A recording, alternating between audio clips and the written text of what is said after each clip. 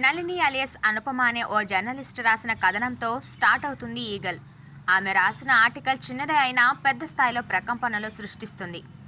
Eagle network అనేది తెరపైకి వస్తుంది. ఎన్నో ఇన్వెస్టిగేషన్ టీమ్స్, నక్సలైట్స్, తీవ్రవాదులు, విదేశీయులు అందరికీ టార్గెట్గా ఉంటుంది ఈగల్. అసలేమిటా ఈగల్ నెట్వర్క్? ఒకే ఒక్క వ్యక్తి సహదేవ్ వర్మ అలియాస్ రవితేజ నడుపుతున్న ఆ ఈగల్ నెట్వర్క్ టార్గెట్ ఏమిటి? నళిని ఇన్వెస్టిగేషన్లో ఎన్ని విషయాలు వెలుగులోకి వచ్చాయి? ఈగల్కి తలకోన అడవులకి ఉన్న సంబంధం ఏమిటి?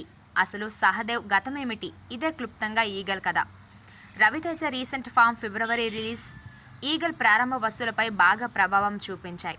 అయితే మౌత్ టాక్ పాజిటివ్గా ఉండడం ఈ సినిమాకి కలిసొచ్చే అంశంగా చెప్పుకోవచ్చు. సినిమాలో ఎక్కడా ల్యాగ్ లేకుండా కథనాన్ని శరవేగంగా నడిపించడంలో దర్శకుడు సక్సెస్ అయ్యాడు. ప్రతి యాక్షన్ ఎపిసోడ్ని చాలా పద్ధతిగా కంపోజ్ చేయడం ఈగల్ సినిమాకి ప్రధాన బలం. అలాగే క్లుప్తంగా తేల్చేసిన ఫ్లాష్ బ్యాక్ ఎపిసోడ్ కూడా ఆకట్టుకుంటుంది.